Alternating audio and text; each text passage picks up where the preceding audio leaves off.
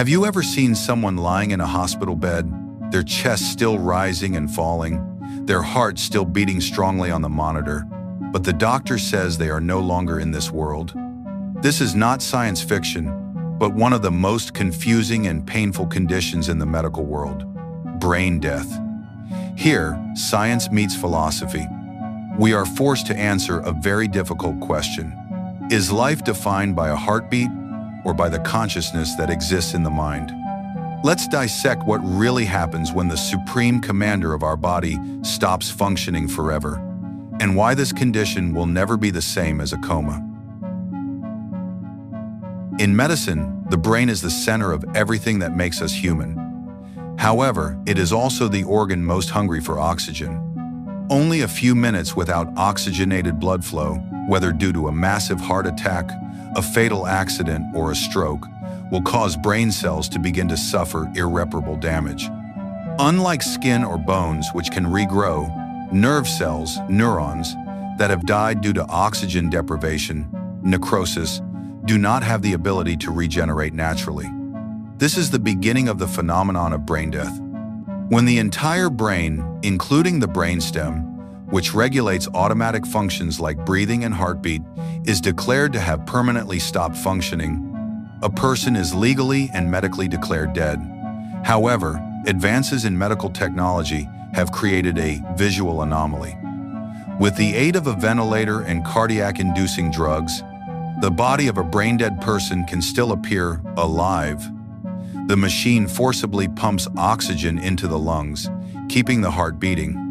Without the machine, the body would cease to function within seconds.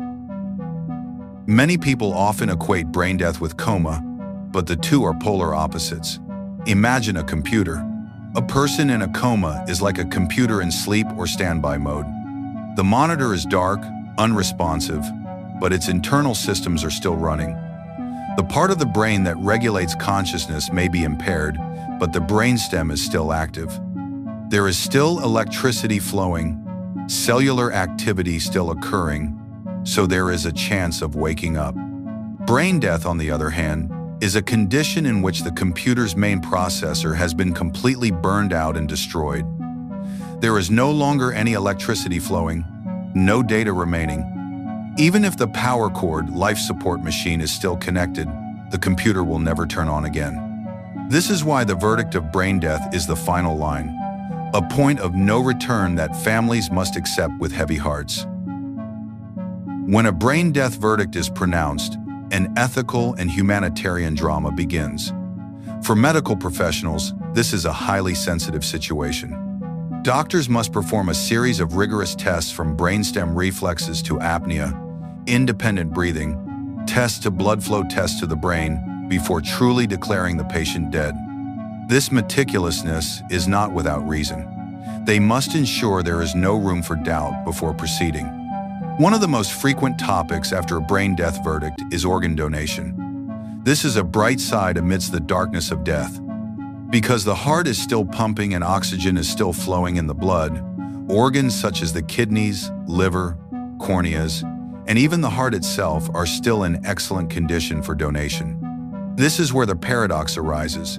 The death of one person can be the breath of life for 5 to 8 others. However, consenting to organ donation is not easy for families. There is a tremendous emotional burden when deciding when to remove life support. Seeing a loved one seemingly in a deep sleep makes it difficult to accept the reality that their brain has become lifeless tissue. Yet many families ultimately find peace through this decision.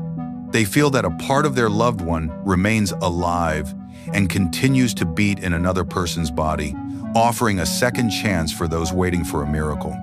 This legacy of life knows no age. Medical history has recorded many extraordinary donors, from children to seniors nearly a century old. They prove that humanity transcends physical death. Brain death teaches us humility before nature. Although humans have tried various methods, including speculative ideas about using stem cells to regrow brain tissue, the reality is that, to this day, the complete death of neurons remains a mystery we have yet to solve. We learn that life is not just about machines that keep running, but about the presence of consciousness that gives meaning to every breath.